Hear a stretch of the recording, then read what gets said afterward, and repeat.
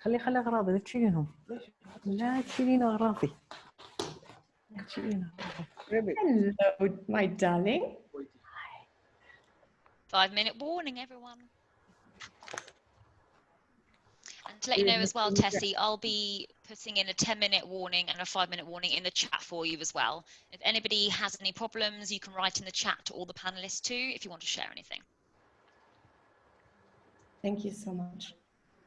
And also, just to say at the very end of the session as well, what we will do is after your final closing remarks, Tessy, everyone will do their closing statement. You will do a closing point, and we'll then put a final slide to everybody saying thank you. So at that point, if everybody could mute and leave the meeting because the next session will start after that, that would be brilliant.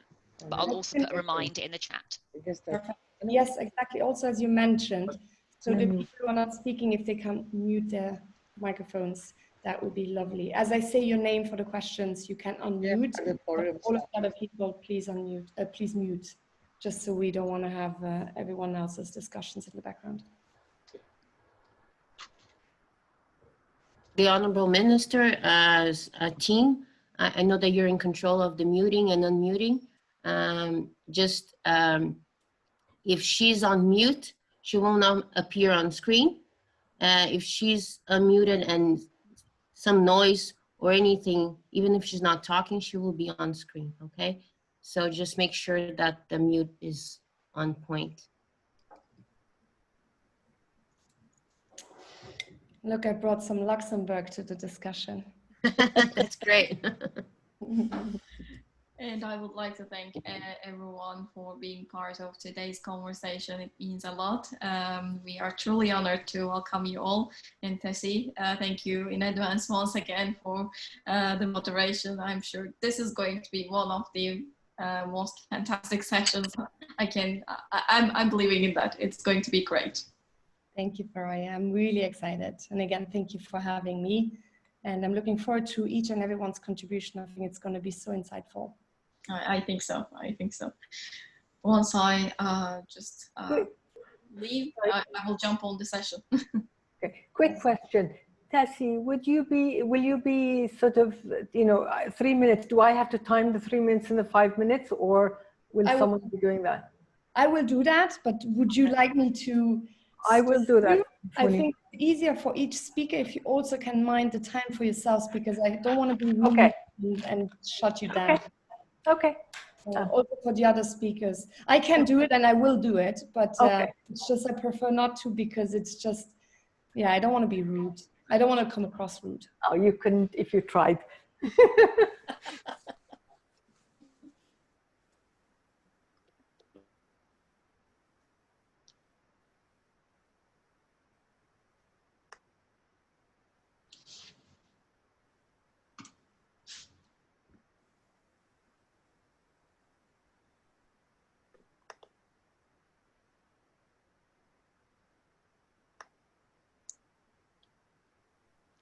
1 minute warning, everyone.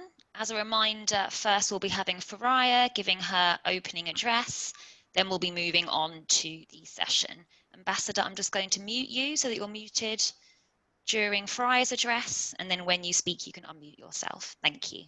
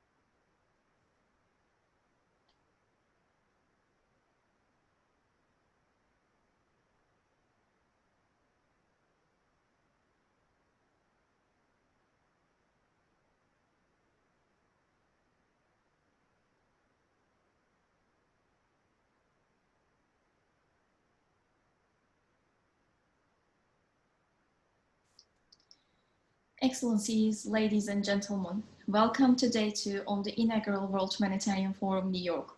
I would like to thank all of our stakeholders once again who supported us tremendously. Throughout the day too, you will continue to hear from the renowned thought leaders. We have a full morning session dedicated to challenging inequalities, including gender, access to quality education, and we end up the morning session with a big question: can equality wait? The day will follow with the session on financing SDGs, focus on Africa from aid to development and multilateral cooperation and leadership. We will be closing the day and WHF with a keynote session on the Global Reset Dialogue. What will it mean for humanitarian aid and international development? As I reiterated yesterday, World Humanitarian Forum is a point of departure, not arrival. As humanity, we are facing great challenges today. COVID-19 has risen inequalities, widened social divisions, exploited injustices. For the first time in 30 years, poverty is rising, but there is hope. We must act collaboratively, and we must act now. As WHF, our mission is more important than ever, and we are committed to shape the future for a better tomorrow together with you. Please do follow us on our social media accounts, and wish you a great day too at WHF New York. Thanks ever so much for joining once again. And I would like to leave the floor to Tessy, our advisory board member, who will be moderator of the gender session today. Thank you so much. Thank you so much, Feraye. It is an absolute pleasure to be with you all here today for the World Humanitarian Forum, Day 2. So we will be talking about gender today, and I have absolutely incredibly human beings as speakers for you today. So we will be starting today with introductory statements of our 4 speakers, and we will be starting with Her Excellency Ambassador. But before that, let me just tell you a little bit about the session and what you will be expecting. So in 1974, the General Assembly declared this year as the International Women's Year and organized the first World Conference on Women held in Mexico City. Nearly 40 years later, in 2014, 143 out of 195 countries guaranteed equality between men and women in their constitutions, but to this day, full gender equality has not been realized. Gender-based stereotypes and social norms still see discrimination against women being relevant, even in societies with legal equality, while many states still offer very few rights to women.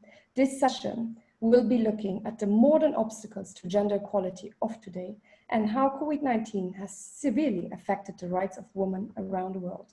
To honor also RBG, in her words, women belong in all places where decisions are being made. That said, I want to start with the opening statement, please, of Her Excellency Ambassador Melanne Verveer. The floor is yours. Thank you so much, Tessy, and hello to everyone associated with the World Humanitarian Forum. It is indeed impressive that this is happening, and I think so appropriate to mark the 75th anniversary of the United Nations, because as Tessy said, the UN has been so formative in putting the gender agenda on the world's agenda. And we are here 25 years after the 4th World Conference. She mentioned the first one, and that 4th one took place in Beijing. And those words of human rights are women's rights are human rights still ring in our ears, because much has yet to be realized, as she said. I have been involved in these issues for much of my professional life. I actually started working on women's issues when I worked as the chief of staff to Hillary Clinton when she was First Lady of the United States, and Beijing was on top of our agenda at the time.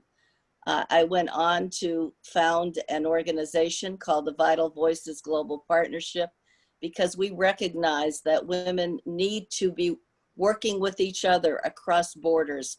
What was happening in one place successfully, a woman in another place may not know and struggling with the same thing. Those kinds of bonds became extremely important then and are extremely important today.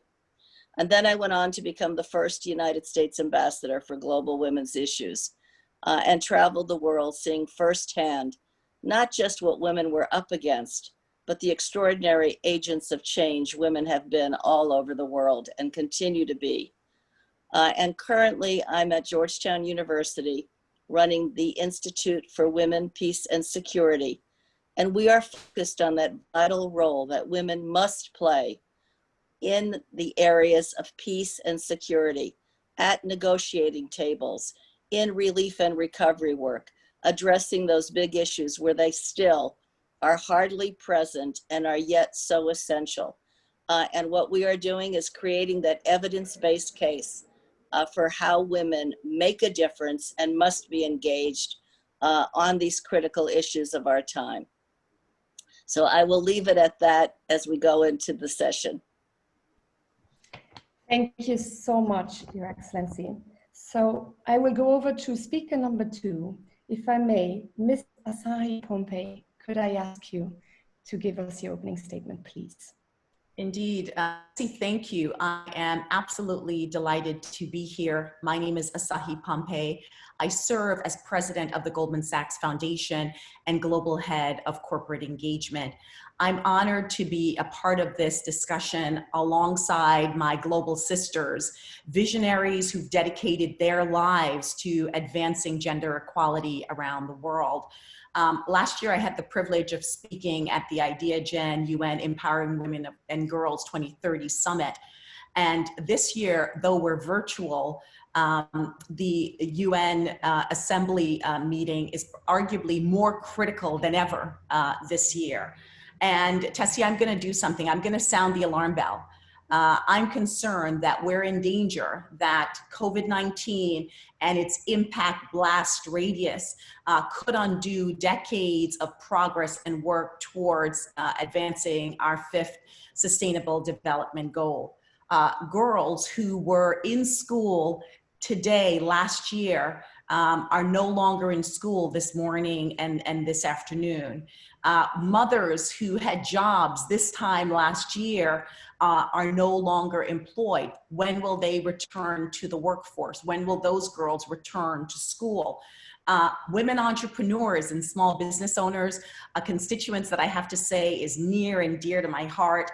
My last trip in March was to South Africa, where we had our largest gathering ever of our 10,000 women alums, and was with, at the Johannesburg Stock Exchange, 300 amazing women entrepreneurs. These women entrepreneurs, some of them who no longer have their stores, whose stores have had to shut. When will those stores reopen?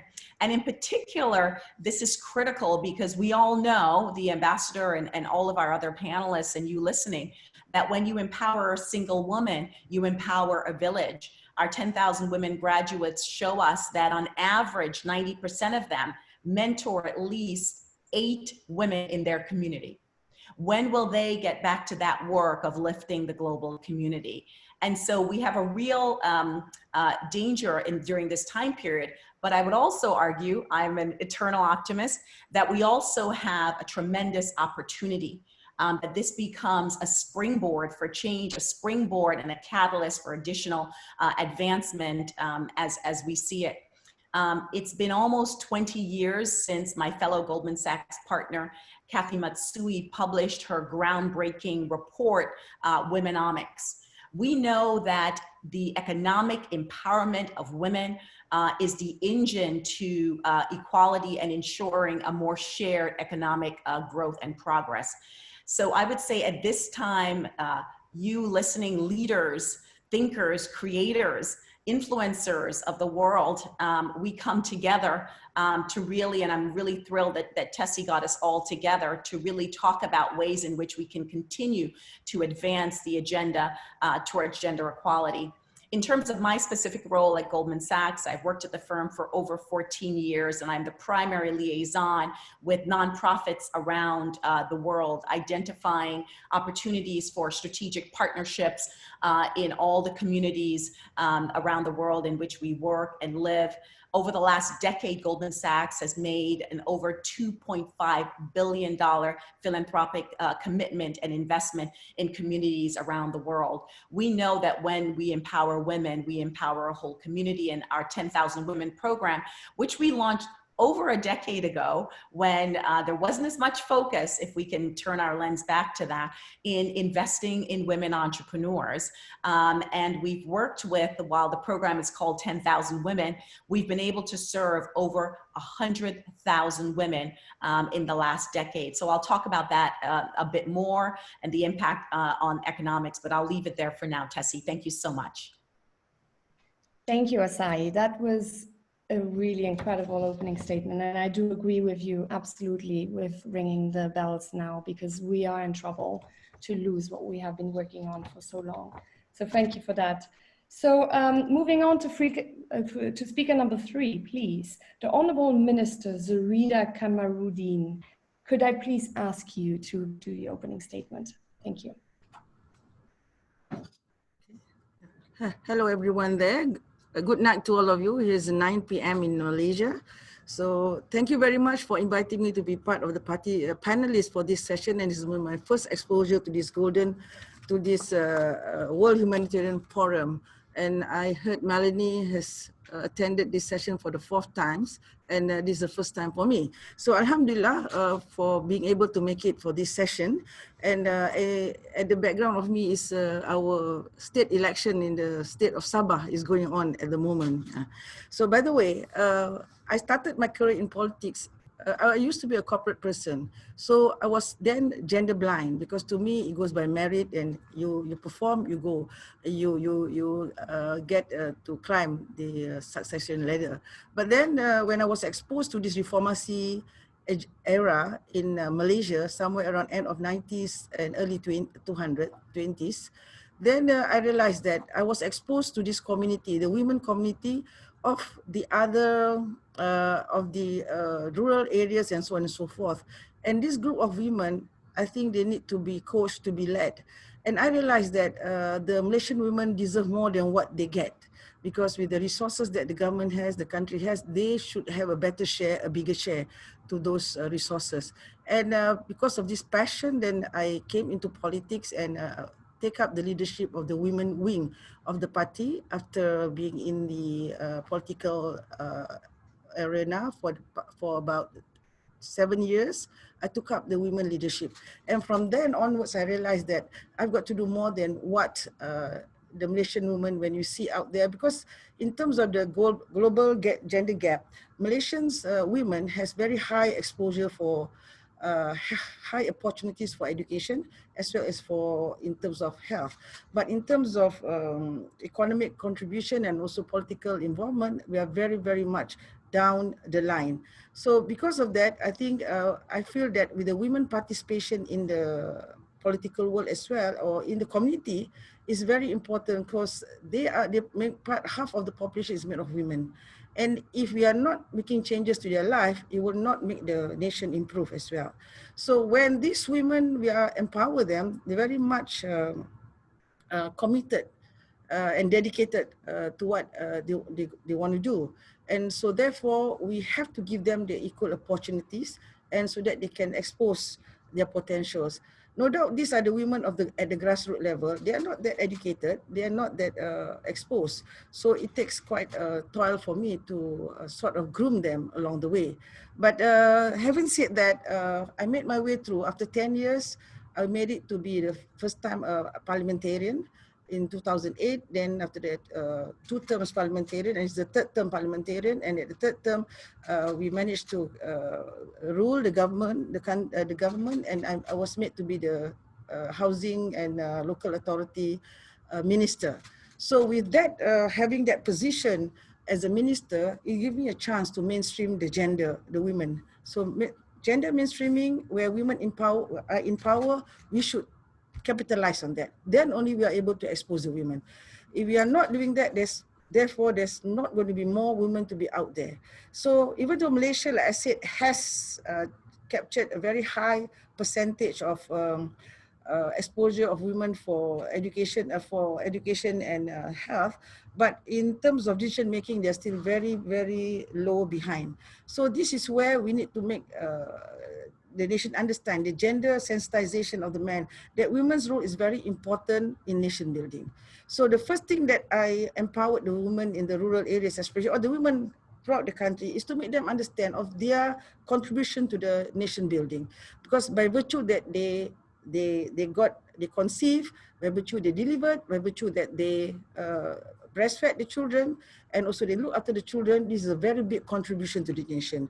Just to make the women understand that how much value they have to the government, to the country contribution in terms of the country's development. Then they will understand to appreciate themselves that they are very important to the country.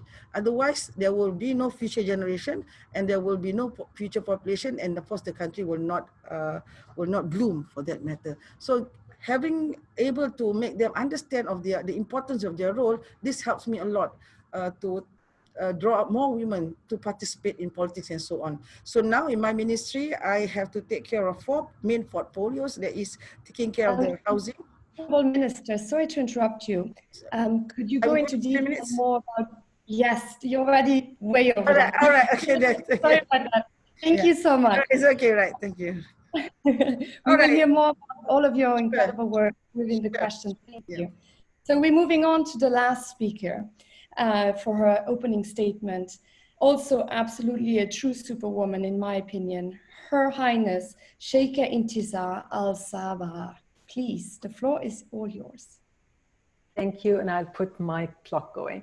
So what an honor and a privilege to be on this panel. Seriously, girl power, there's so much happening. I agree with you, Asahi, that things have gone back, but I also am the eternal optimist, and I see that with every adversity and with every challenge, women always come up, take the challenge and grow. A little bit about myself. I am from Kuwait. I started in the philanthropic world many years ago, and I started my first NGO in 2013 using positive psychology to have social behavioral change in Kuwait.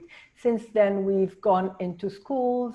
We're the biggest program in the public schools in Kuwait, and we've had huge changes in the behavior of the students when you implement positive psychology, which is a bit of a, like a mental programs for the students. Their grades rose, bullying, violence decreased, things changed.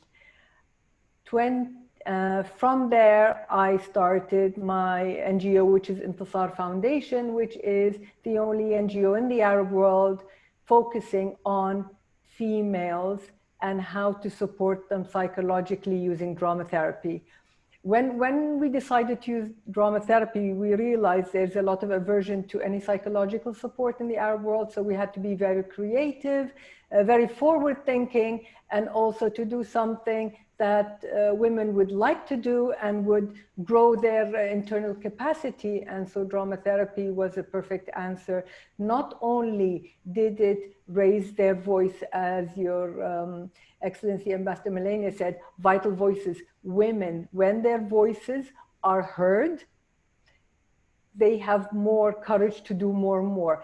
And in the Arab world, there is a tendency to mute women's voices. So part of what we do is we grow their voices, we grow their capacity. We give them the tools necessary for them to act different, to be different. And what we've realized from the programs that we're doing is suddenly these women, and this wasn't our goal at the beginning, we didn't think this is going to happen, but it happened. The women actually became more at peace. They were able to fend for themselves. They were able to stop the abuse, gender, home abuse, and also become peaceful with their children. So our mission now is to have peace in the Arab world through and I'll use the word empowerment, but it's more like capacity building of women. Thank you so much, Your Highness. Really insightful. May I have you for the next question already, Your Highness? So my question to you will be, the majority of women you work with are not working or working from home. How is it being at home during the pandemic, and how is the probable second wave of COVID-19, how will that affect a woman emotionally, in your opinion? Okay. So I personally was very affected by the pandemic and the lockdown, and I'm sure everyone who's watching has been affected in one way or the other. All of us emotionally, without exception, we've all been shaken to the core, and our women who are less privileged in many ways have had to tolerate even more emotional upheavals. I was lucky.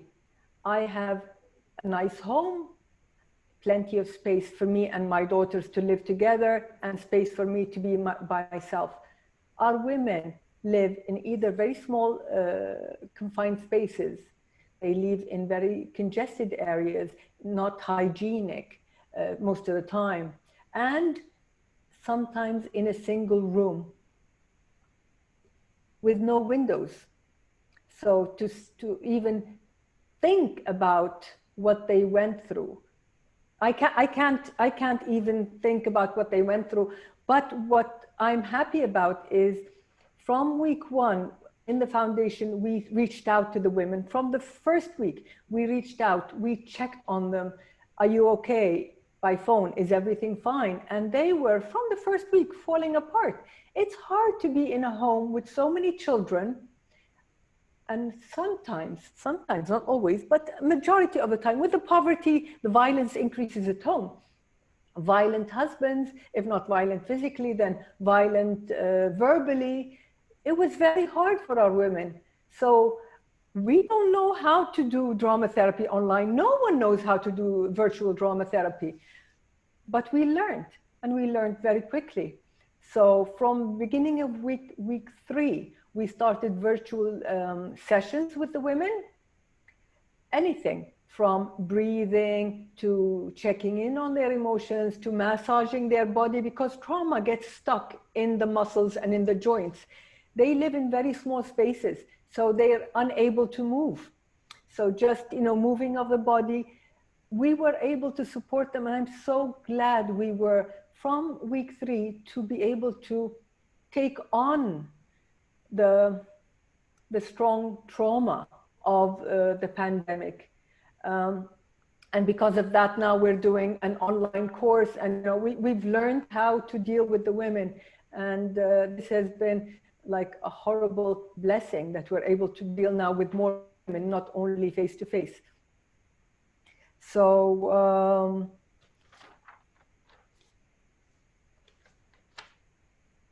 I think that's what I wanted to say. I wanted to share, with your permission, an amazing quote by one of our ladies, and I think it sort of says more than what I can ever express.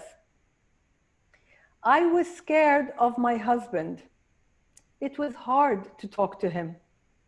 After the drama therapy sessions, I realized I became stronger, and reasoning with him became easier.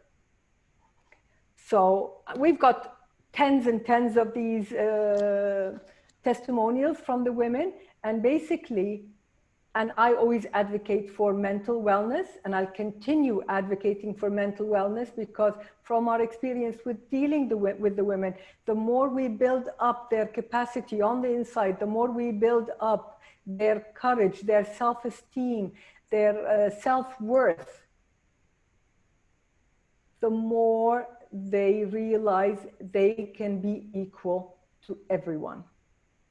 They can stop their daughters not going to school, or stop the fathers from not allowing the daughters to go to school, stop the abuse on their children, stop child marriages. So the pandemic has affected our women greatly on one side, but we also know from following up with them, they still are not in a good place, but they are better off than when it not first started, and when they started with us a couple of years ago. So it's hard. We all have to do something, and we all are. And we have to deal with this. I mean, there's not much we can do except just day to day and work with this. And yeah, it's bittersweet to be able to do something but not to do enough. Thank you so much, Your Highness. That was absolutely beautiful. And the statement, as we could see as well in the chat, by Claire Opaleye, she was saying a very powerful testimony, and I'm really, really happy that you were able to share that. So thank you so much for the contribution. We're moving on to question number 2, if I may, which is directed towards Her Excellency Ambassador Melanne. As first US Ambassador at large for global women issues, I would like to know your opinion and concerns about gender equality in times of COVID-19 and post-COVID-19. While COVID-19 had fully gripped the world in the middle of the year, resources in almost all domains have been reallocated to COVID needs. This isn't looking likely to reverse anytime soon as economies continue to struggle. And so what solutions are there to counter these shortages, to ensure that the goal of gender equality is not lost? Well, thank you, Tessy. And certainly if we're seeing anything, we're seeing that the pandemic affects everybody, as already has been said, but it disproportionately impacts women and girls. And it has indeed exposed the inequalities that women and girls have continued to struggle with around the world. And just to review very, very quickly, what are some of those impacts? Women are the great majority of the frontline health deliverers all over the globe. They are the ones most at risk. We've heard about how women are suffering economically. The dislocation has affected them. They tend to be in the lower paying jobs, in retail and hospitality, in those that are now suffering in terms of activity. In the informal economy, they are particularly hard hit because so much of their income is gone, but beyond that, they don't have the social protection that others might enjoy. In terms of violence, we know that there's been a dramatic uptick everywhere in the world. It is the pandemic within the pandemic. And at the same time, a lot of the efforts on the part of local law enforcement, the provision of shelters and protections has been diverted to other things. We also know that we're seeing exposed again the disproportionate care burden that women have assumed, and with children out of school, with the inability to hold down 2 jobs in the home, it has become particularly burdensome, and again, exposed why we need to rectify that tremendous imbalance. And similarly, particularly in the developing world, the fact that, as you already heard, girls are increasingly not going back to school. And in addition to that, as we learned from the Ebola crisis, and we need to learn from these crises, many are becoming pregnant, child marriage is increasing, and there is great fear that unless there are tremendous interventions, they will not go back to school. And so that progress will be pulled back. It's been said that 25 years of efforts to alleviate poverty and to close this gender divide could be wiped out in these 25 weeks of COVID. And we don't know what happens beyond where we are today. So we need to reverse this, and we need tremendously significant interventions, certainly on the part of governments, who are the major players in this, the multilateral organizations, but all segments of society, the private sector, community groups, all kinds of actors who can make a difference. Obviously, the first need is emergency relief, an emergency response. Just for some to have food on the table makes it easier for girls not to be out there trying desperately to eke in some kind of income in ways that others prey on their desperation. So we need to see that kind of income support. I think most importantly, we need to apply a gender lens to all the decisions that are being made in dealing with COVID and then recovering from COVID, because we have to understand how this impacts that large segment of our populations who are being disproportionately impacted.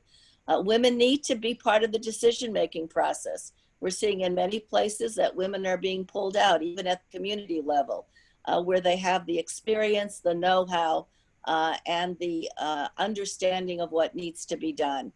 So they need to be significant players in terms of the whole recovery effort, and then the next level of that, which is change, because they are agents of recovery and change. We need to more significantly use technology today.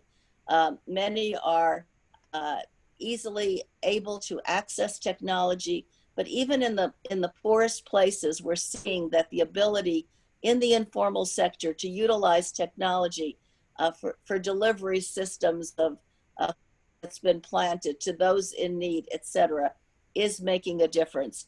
So I think we really need to really corral all of these arenas where so much needs to be done to really respond to what is indeed a crisis, and a crisis that has disproportionate impacts. That needs to be first and foremost in the minds of decision makers, and women need to be part of that process. Thank you, Excellency. That is, I also, again, I could not agree with you more, and RBG as well, when you said women need to be part of the decision making. And I really, really found it very strong when you said we are within a pandemic, in a pandemic. We have a pandemic in a pandemic. And that really, as we heard before as well from Asahi, that should definitely ring the bells in many people's heads. So thank you so much for that contribution. We're moving on to question number 3, if I may, for Madame the Honorable Minister Zurida. You are known to be an advocate for the rights of indigenous women in Malaysia.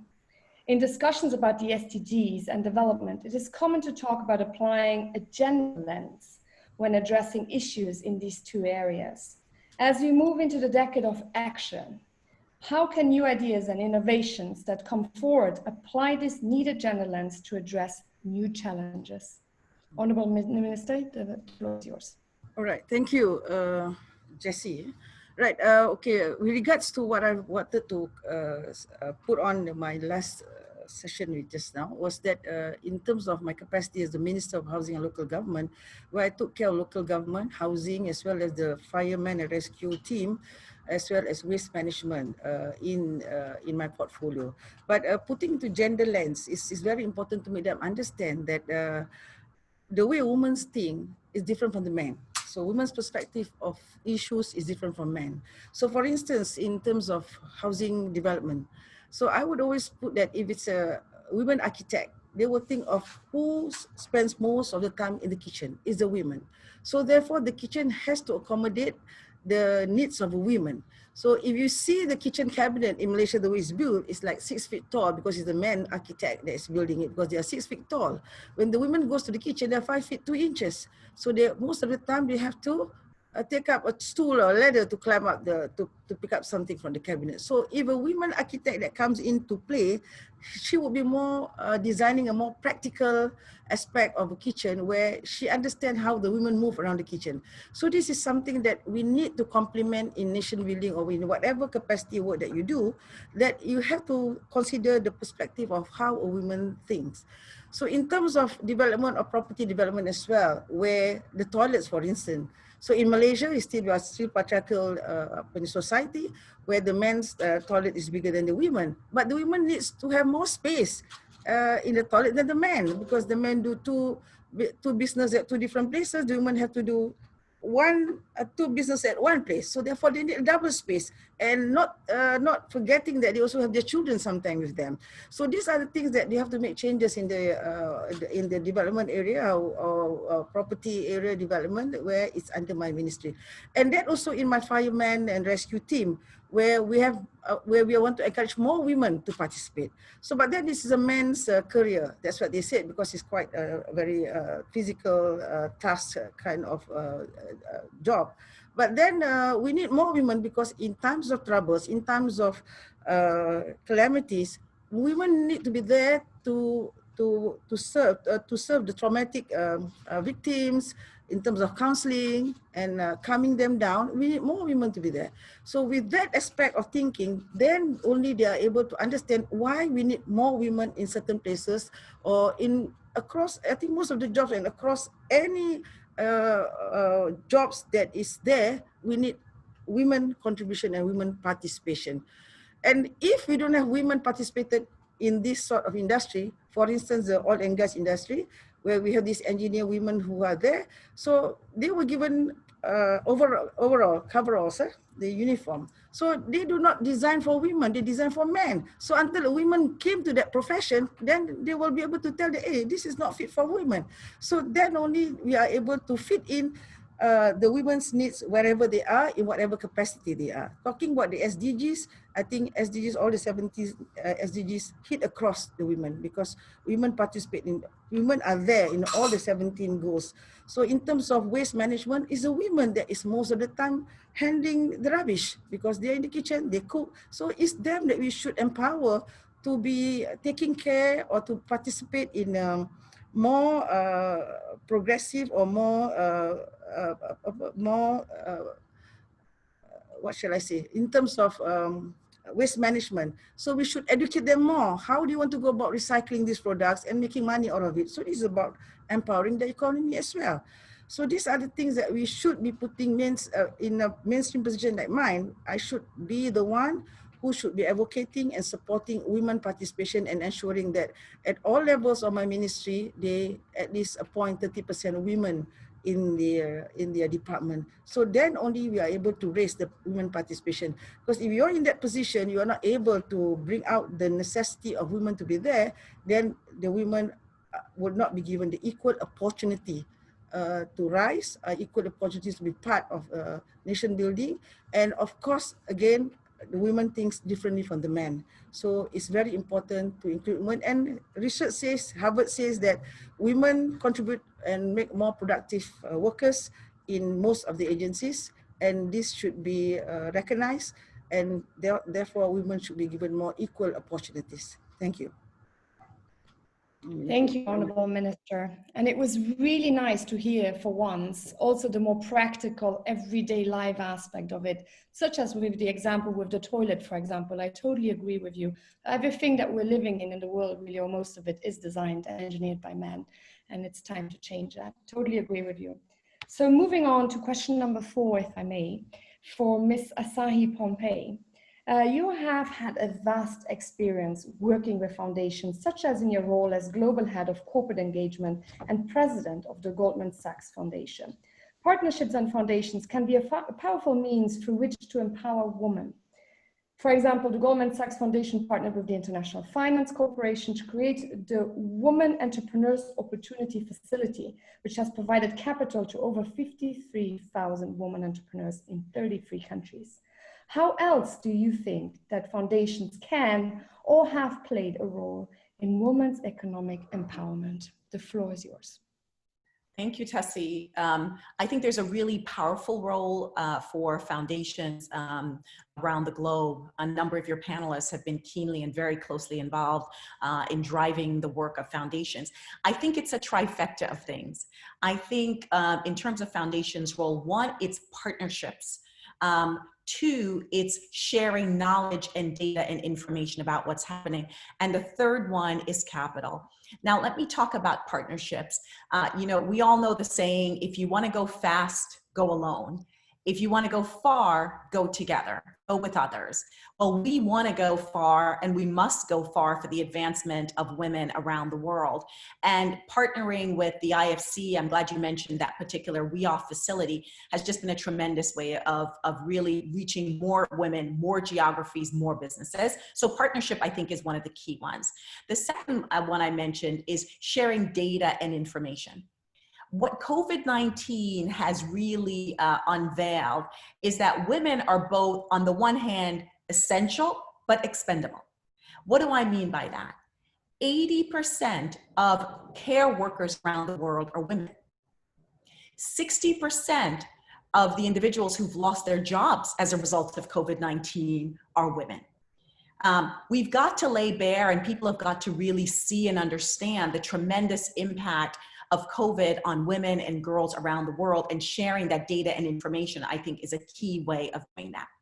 The third thing I'd say is capital. Women tend to be, over-mentored and undercapitalized. They need the capital to grow their business, to work in their community. And that's why we thought it was absolutely critical in 2014 to partner with the World Bank and the IFC on the WHF facility. Technology is another one that I want to really underscore. And I know that this was mentioned by the ambassador as well as the Honorable Minister. In the midst of the pandemic, we decided at Goldman Sachs to put our 10,000 women online curriculum online, translated in Spanish, translated in Portuguese, free of charge to any woman entrepreneur around the world. It's still there, 10,000 women. You can go and take that course. I have to say, Tessy, that I was surprised by the number of women that enrolled in that course. In 22 weeks, 70,000 women in 177 countries around the world. Now, what does that tell you? That tells you that women are indeed hungry for the information, for the tools, for the network, for the outlet, for the knowledge, to be able to continue to make advances even at the most critical points in time where they're being pulled in so many different directions, where they're the caregivers to the children and the elderly, where they're at home, where they could be with an abusive spouse. All of that, they're waking up early in the morning, they're staying up late at night, they're having a kid on their lap, and they're logging in and trying to further their own advancement in education and the advancement in education of the women and girls around them. We knew that the time was now, the need was now, and we must act now. And we launched that course, and it's been incredible to see the feedback. Now, small businesses, as we all know, it's a constituents near and dear to my heart, have really been ground zero of COVID-19 from a business and economic perspective. In Latin America, 40% of women-owned businesses were not operational versus, as a result of COVID, versus 29% of male businesses. In North America, the gap is even greater. 31% of women-owned small businesses were not operational at the time of this reporting versus 17% of male businesses. And so we wanted to make sure that to the extent that we could provide the tools necessary for women to be able to bridge this time period, we wanted to be able to do that. And so we sent out the call, and women responded from 177 countries really quite loudly. Now, capital is a key component that I mentioned, women being, over-mentored and undercapitalized. They need capital. We need capital. Women need capital in order to advance their business, keep their business going. And $1 that you give to a woman in terms of her business, she uses it exponentially. And that's not just a saying. It's been proven by the data that investing in women is an excellent investment. They pay back faster. They tend to have lower default rates. All of that we really underscored in a report that we issued last year, our 5th anniversary of our WHF facility with the World Bank, showing in the data that investing in women is the thing to do from an economic perspective. It's not just the right thing to do, but it's good business as well. So I think those would be the key things that I would highlight. I wanted to share, as I close, some statistics still on where we are. So from a business and economic perspective, 115 economies around the world impose constraints on women starting or running a business. If we're to get to achieving the 5th Sustainable Development Goal, we've got to get that changed. 104 economies bar women from working at night and in certain jobs, in many areas such as manufacturing, in fact. Construction, energy, agriculture, water, transportation, that's got to change. 75 economies impose at least one constraint on women's right to access and own property. That has to change. 68 economies restrict women's agency and freedom of movement relative to men, such as where they would choose to live or permission for them to receive jobs. And so while on the one hand, we have this tremendous story of women entrepreneurs striving, we still have a structure in place that keeps women back. And I'm looking for COVID-19 in this period to be really a springboard where we lay bare that data for all to see, as well as set forth a plan of partnerships, of capital, of sharing the data, of technology, really to advance us, Tessy. Thank you so much, Asahi. Could I ask you as well in the chat section, could you put a report there or a link there? Because I got some questions where people were like, where can we find this report? Could you please share that with, the participants? I think that would be really interesting, including me. I would love to read. Thank you. So moving over to question 5 then. It will be a split question for 2 speakers. So it will be for Her Highness and again for you, Asahi. So my question to both of you is, today the COVID-19 pandemic has exacted an especially cruel toll on women, surfacing persistent gender inequalities and risks rolling back women's modest gains. As the pandemic reconfigures how we approach every aspect of society and economic life, what does it also offer to build back better? Can you give us the aspect then for Her Highness as well of the Middle East, and what does it mean when we talk about the Middle East really? Thank you so much. So I give the floor firstly maybe for Her Highness to start the question. Thank you. Thank you, Tessy. I always find it funny that people make the Middle East like a small country with very homogeneous people. We're not the same color. We all speak Arabic, but when Moroccans speak, I have no idea what they're saying. And when we speak, when Kuwaitis speak, a lot of countries, Arab countries don't know what we're saying. So there's different dialects, different backgrounds, different cultures. The only, I think, common thing is the classical Arabic, which is only said in the news. So there isn't a big ensemble called the Middle East that all does the same. We don't. And every country has its different rules and regulations, especially with gender equality. So to summarize it as the Middle East is unfair to everyone, I think. We do have one primarily common thing, and I said it before and I'll say it again. We have a culture of girls being quiet or discouraging girls and everyone else sometimes of expressing their emotions, which leads to, well, to them growing, girls being quiet, not asserting themselves. I mean, in Kuwait, and I think in a lot of other countries, girls excel academically, but fail in the workforce. Not because they don't do the work, it's because they have this, sometimes it's done, you know, by other people, but a lot of the times it's self-imposed glass ceiling of what they can do and what they can't do. And I say that because I've seen it with our ladies.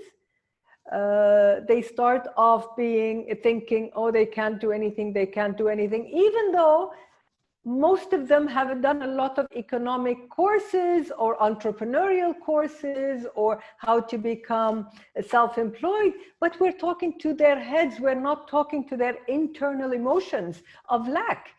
If they've been raised to think they're second class, what makes us think or even believe that to talk to their heads we're able to change their perception of how equal they are to men or to everyone else?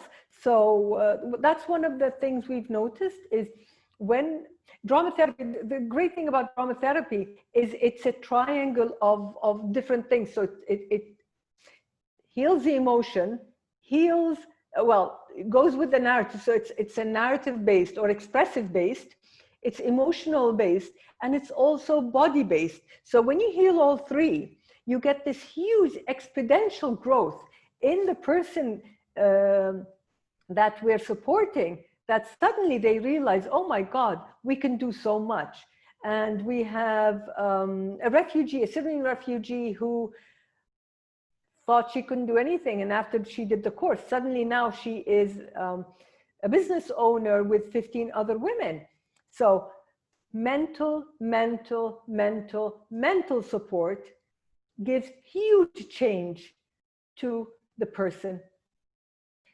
Your Highness, yes. May I interrupt you to give part for Sure. Asahi for her contribution? Do I have a closing remark? Yes, of course. You have. Good. At the end, Okay. Everyone has 3 minutes closing remark, of course. I'm more than happy to give more, Asahi. Sorry to take your time. Not in the least bit. I agree with what you're saying in terms of the drama therapy, and it's really incredible to hear about the impact that you and your program have.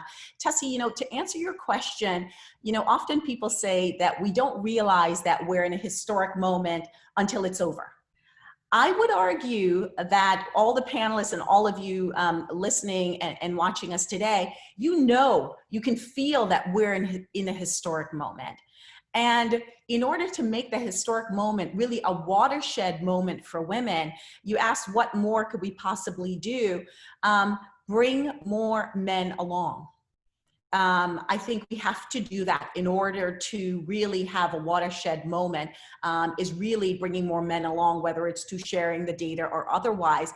Interestingly enough, I wonder if, at this point in time, men who've lost their jobs, who may be in a tough situation, a little glimpse of what, women go through on a regular basis in terms of the adversities and the headwinds that we face on a regular basis. I wonder if it creates a small window to be able to say, look, this is what women are going through around the globe, and you've gotten a small taste of what that's like. Join us in making this a watershed moment for women around the world. Thank you so much, Asahi. Both of your contributions are really, well, I do agree with you on everything. It's really incredible. And especially, well, one of the comments from Her Highness, when you said the Middle East is not to be stereotyped as that one little town and everyone fits the same pot. I totally agree with you, because it's like saying, Paris is the same as Luxembourg and the people are the same and everything. So I totally agree with you, and I'm so thankful that you finally said that, because no one talks about it like that and no one recognizes that like that publicly as you did today. So thank you so much. So moving over to question number 6 then, if I may, which is directed again to the Honorable Minister, Madame Zurida. In 1995, tens of thousands of women from 189 countries converged in Beijing for the United Nations 4th World Conference on Women to insist that women's rights are human rights. How far have we come since then? Honorable Minister, the floor is yours. Thank you. On this issue of how far we have gone, I'm talking about in the perspective of, in the context of Malaysia. So during that time, it so happened that in the late 90s, there's the Reformation movement in Malaysia, where never in the history of Malaysia we see thousands of women go down the street. And for the first time, because Malaysian women are a bit complacent in terms of political involvement, but at that time, thousands of women go down the street and seeking for justice being done, and taking away corruption officers, and do away with corruption in the government agencies. So after that, the country also never beat the 10% mark of women members of parliaments in the lower house. So after that Reformation movement in 1998, and we only see 10 years later that we hit we break the ceiling of 10% women involvement as MPs in the lower house, and we hit to 13%. At least there's some improvement there. From then onwards, we see the increasing of more and more women participating, being appointed as the state ministers, and we hit the 30% women councillors in some of the states, and we also have 50% state ministers are women, and somewhere in 2018 also we have appointed the first female speaker and deputy speaker in the state assembly. And now in 2020, we have appointed 1 deputy women speaker in the lower house. And this is history in Malaysia.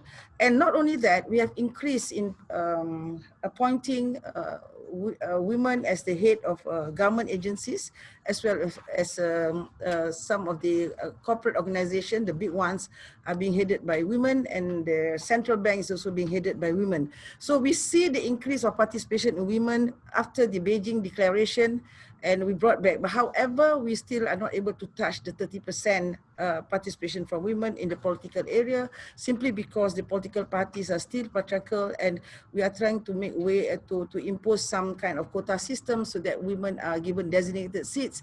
And like I said, the more women, we have a better nation. So because when women comes in, then they would be able to bring in the women's lands. That's most important in nation building. Then it will make a complete nation development. Otherwise, you will not have the full perspective of what the country wants. And in terms of law, so we managed to, in the lower house, we managed to put in a standing order to take away the sexist remarks which have been made by the male members of parliament. We managed to amend that in the standing order of the lower house. Then we also managed to have this law on this child court for the violence for girls. So we managed to legislate that, and we started the children's court for sexual abuse.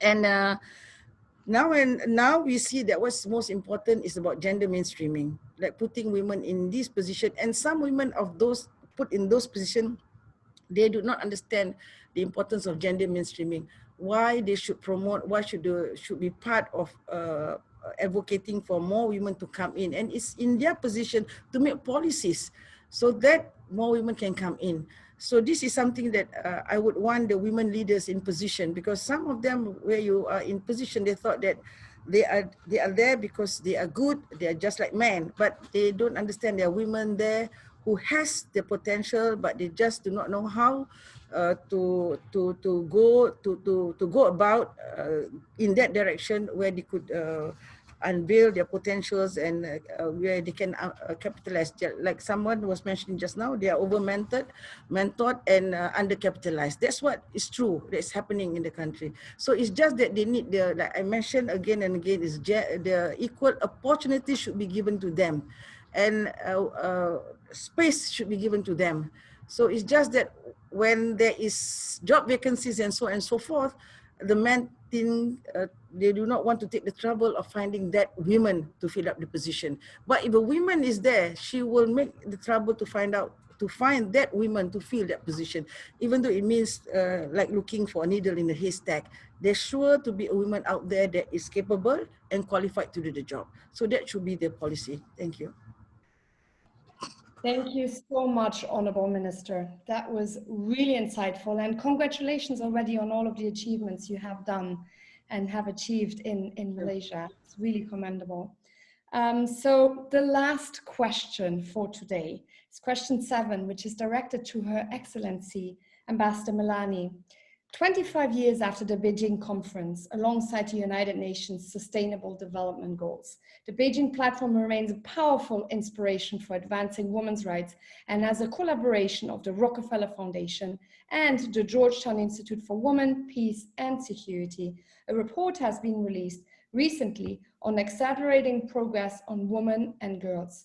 Can you comment on the way forward, please? The floor is yours. Thank you, Tessy. And just to remind us all that in Beijing, that platform for action that was adopted is still a blueprint, now well encapsulated in SDG 5, but that women have access to education, to health, to participate fully in the economies of their countries, to participate politically, to be free from violence, and to enjoy their legal rights. So as you've already heard, there have been significant gains over those 25 years, but we still have a road to go. And specifically, we need to address those levers that hold us back, those obstacles. One of them is mindsets, attitudes, norms, deeply embedded in the practices, deeply entrenched practices in countries and cultures. And there are many ways to address that are demonstrating their success. One is male allies are clearly very critical in bringing in their positions, decision-making positions, and walking side by side with women in creating that change. Traditional leaders, I've seen in some countries where female genital mutilation, for example, was viewed as the norm forever and ever, changed because communities came together with traditional leaders understanding they had to change a norm from the practice that was dehumanizing women to a practice of our women's health. So this is one critical area that we need to invest in. Another one is to make sure that those discriminatory laws are changed. You heard Asani talk about the World Bank study on women, business, and the law. Countless practices that are deeply embedded in laws that are keeping women, particularly their full economic participation, from being unleashed. Those are changes that once we're aware of them, we can work at changing them. And one of the things we saw in Beijing was, for the first time ever, violence against women was viewed as a violation of human rights. Many, many laws were passed. That was one of the tremendous gains coming out of Beijing.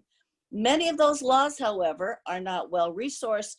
They're not well enforced. We need to do better where the laws are on the books that bring about the kind of necessary change that we are putting a lot of pressure behind ensuring that those laws are fully implemented.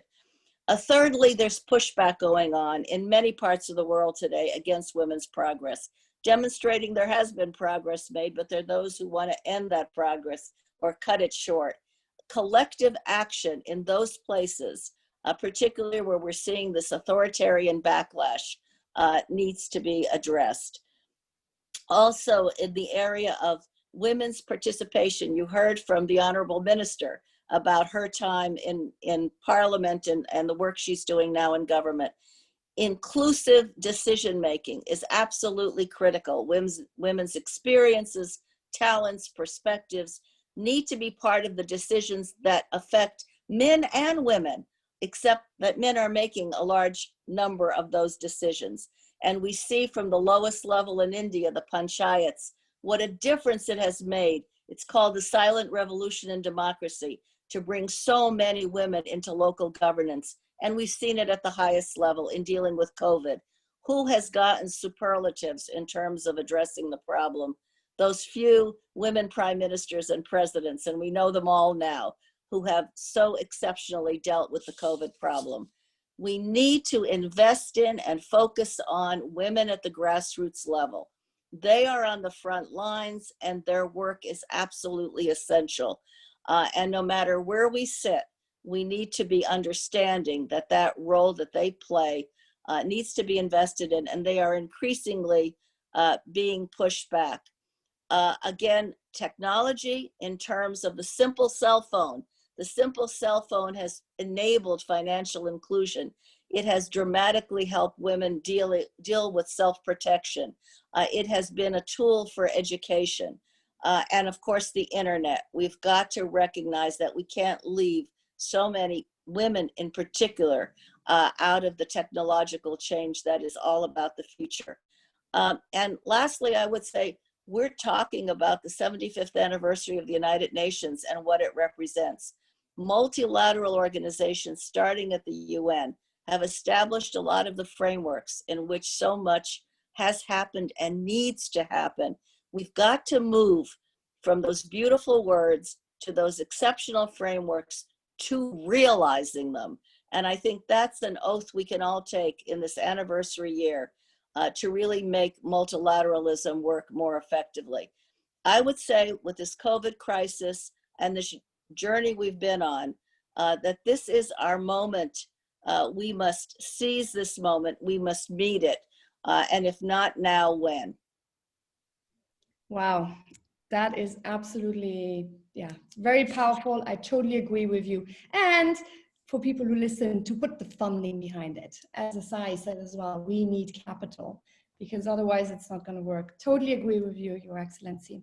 So we have reached the end of the questioning. I take you off the hot seat now, and moving over to our closing statements. So if I may, for the closing statements, start then from the back to the top. We started before with Your Excellency, so now we will start with Her Highness. Please, for your closing remarks, the floor is yours. Thank you so much for an amazing, amazing, amazing. Oh.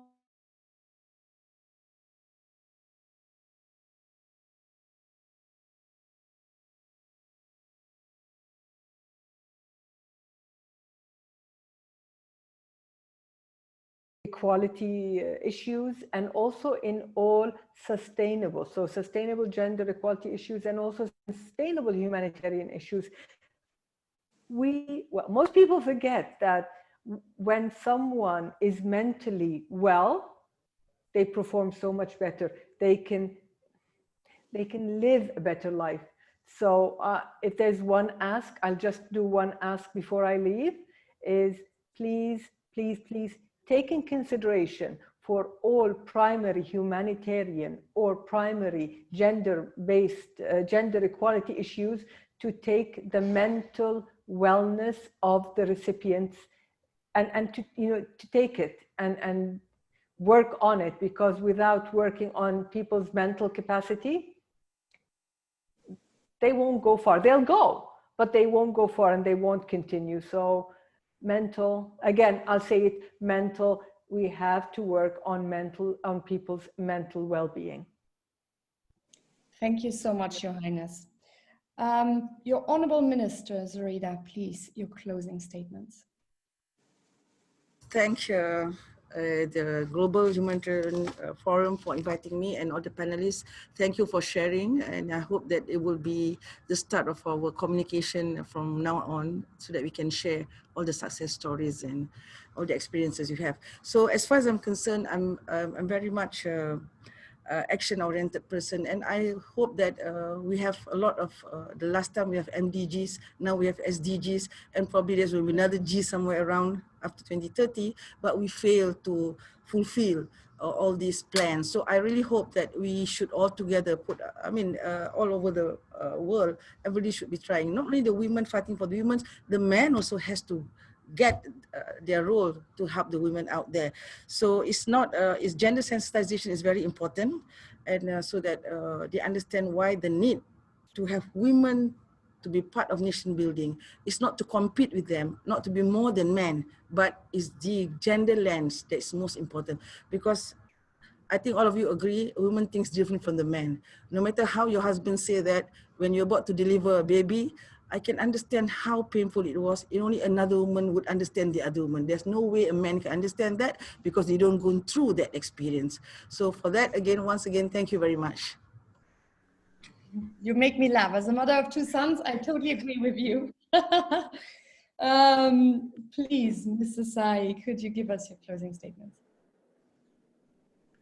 Thank you, Tessy, and thank you to all the panelists. I am energized by this discussion, and also committed to taking the oath to realizing those goals. I'm an immigrant, I'm a mother, I'm a lawyer, and I'm a fighter. And I know that crises don't build character, they reveal character. And our sons are watching, our daughters are watching. What are we saying in this moment about our global character as it relates to gender and women and women's equality? And I think it's a real opportunity that we have to really mark history, as these are the times and this is the moment where we were able to really not roll back change, but sustain and make advancements. So as we celebrate the 75th anniversary of the UN, and we talk about gender and really getting true gender equality, I'd underscore the key messages of capital, of education and knowledge in particular. And I couldn't agree more around the internet and the iPhone as really a way in which we've been able to reach more and more women around the world. I'd also underscore the importance of partnership and the importance of network. Tessy, I thank you and the other panelists, and we've got lots more work to do. And I know you and all of us are committed to doing that. We talk about being a frontline worker, and I would argue that every single one of the panelists here and all of you listening really could be frontline workers in our fight for gender equality. I'm part of that fight, and if you're not part of it, join me on that fight, though I know that you all are. So thank you. Thank you so much, Asahi, from one warrior to the other. Her Excellency, Ambassador Melanne, could I ask you for your closing statement? Well, let me just thank WHF for bringing us all together, and to thank my colleagues on this panel for the work each of you does, because it's extraordinary to listen to you and to know that you are on that journey to progress that we're all struggling to ensure continues to happen. This discussion has been about addressing inequalities, and the gap between men and women is not closed anywhere in the world, in no country. Some are doing better than others, but in no place is it closed. This is not a marginal issue. Too often, gender, women's issues are put to the side, a nice thing to do, but not really important. Au contraire, these are central issues. They must be addressed. We can't grow economies. We can't address peace and security. We can't deal with climate change unless we bring all of our people, men and women, into full participation on equal grounds, level the playing field. It is the right thing to do. Fundamentally, it is about human rights, but it is also the smart and strategic thing to do. And it is absolutely critical to solving some of those extraordinary challenges we know we confront. We must accelerate progress. It's not enough to continue business as usual. If we continue at the rate we are continuing on women's equality, it will take us another 100 years plus to get where we need to go. And all the data shows that. So we need to accelerate our progress in all the ways we have not yet put full emphasis behind. And I would just say in conclusion that we are all continuing on this journey to full equality. Some of us are farther ahead than others, but we are all together on this road that we hopefully one day will reach the destination sooner rather than later. Thank you so much, Your Excellency. So for me then to my speakers, to recap some of the essence of your messages that you have been generously sharing today. We heard today about the sounding of the alarm bells. The bells are ringing from Asahi. She was talking about the trifecta of things: partnerships, sharing knowledge, and capital. What I really, really liked what you said, Asahi, was women tend to be over-mentored and under-capitalized. Could not agree with you more. And of course, a legendary phrase of yourself: crises don't build character, crises reveal character. Going over then to Her Highness, pandemics, they have shaken us. But as you said, the core and women had they just always need to tolerate more and have even more emotional appeals. It's as to have the trauma therapy as a beacon of hope for them. And as you said, you have found them better now than they have ever been before, talking about crisis, how crisis can innovate from in-person discussions to how you have used the internet to reach these women. What I really like what you said as well is, in all gender equality and humanitarian crises, we need more mental wellness. So absolutely, we need to invest in more mental wellness in everything. It should be something that we do, like going to the gym. Go and see a psychologist. I don't know what the problem is when people say go and see a psychologist. Just do it. It's like, it's normal body taking care of yourself. So going over then to Her Excellency, Her Excellency says, exposed inequalities around the world, crises have done that, and especially the pandemic we're facing right now. Women are carrying more burden again than men in terms of the disproportionate care, for example, at home.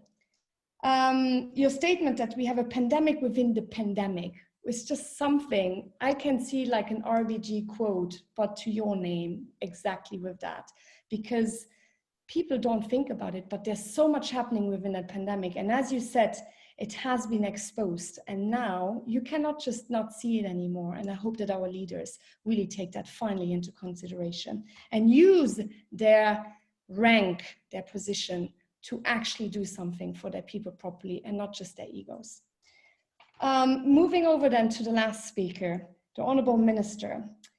Very, very insightful contributions on the everyday life of a woman as well. You were speaking about, you know, men don't understand us in a way when we give birth, for example, what we need in terms of how we would organize our life if we were to choose how we need to have things ready for us to operate them. You gave the kitchen metaphor, and I do agree with you. We need to apply that to every single one of the domains. Congratulating you as well, Honorable Minister, again, on the 30% of women in politics. And I do agree with you. It's a beginning, but it's definitely not the end.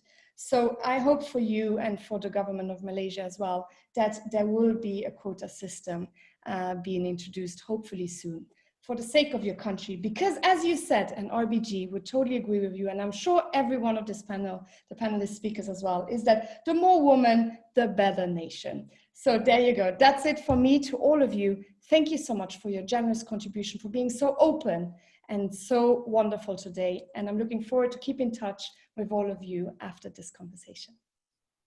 Thank you. Bye-bye.